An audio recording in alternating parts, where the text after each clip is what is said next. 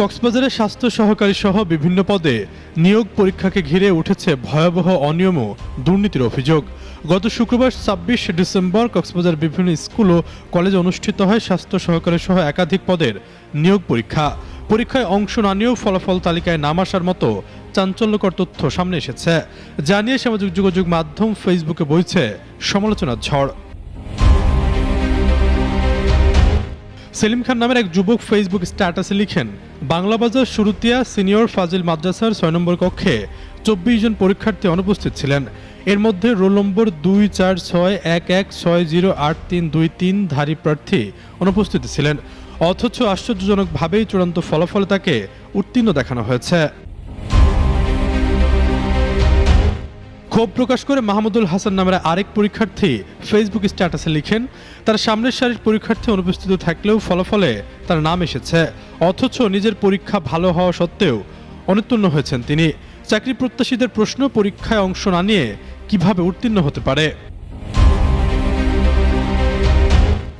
এইসব অনিয়মের বিষয় যখন সোশ্যাল মিডিয়ায় সামনে আসে, তখনই কক্সবাজারের জুলাই যোদ্ধা শাহাবুদ্দিন তার ফেসবুক স্ট্যাটাস লিখেন, জালিয়াতি কিংবা তদন্তপূর্বক সিভিল সার্জনের বিরুদ্ধে ব্যবস্থা নেওয়ার আহ্বান জানাচ্ছি। এ বিষয়ে জানতে চাইলে কক্সবাজারের সিভিল সার্জন ডাক্তার মোহাম্মদুল হকের সাথে মুঠোফোনে যোগাযোগ করা হলে তিনি সবকিছু গুজব বলে মন্তব্য করেন। পরীক্ষার্থীর হাজিরা সিট, পরীক্ষার্থীর ওএমআর পত্র, তারপর কক্ষ পর্যন্ত স্বাক্ষর সব জাস্টিফাই করার পরে উত্তরপত্র রেডি করা হয়। তারপরেও যখন সাংবাদিক এই কথাটা বলছে, তখন আমরা গিয়ে আবার চেক করলাম এবং আমাদের কাছে সংরক্ষিত সকল ডকুমেন্ট যে ওই কক্ষে ওই ব্যক্তিরা পরীক্ষা দিয়েছে এবং তাদের স্বাক্ষর আছে, তাদের অ্যাডমিট কার্ড স্বাক্ষর সাথে হুবহু একই স্বাক্ষর, এবং কক্ষ পরিদর্শক যিনি ছিলেন ওই স্কুলের শিক্ষক, ওনারও স্বাক্ষর আছে। তার মানে ওনারা প্রেজেন্ট ছিলেন। অনুপস্থিত থেকে যে কথাটা বলছে সেটা হলো গুজব এবং মিথ্যা কথা। এই বিষয়ে জনমনে তীব্র প্রতিক্রিয়া সৃষ্টি হয়েছে।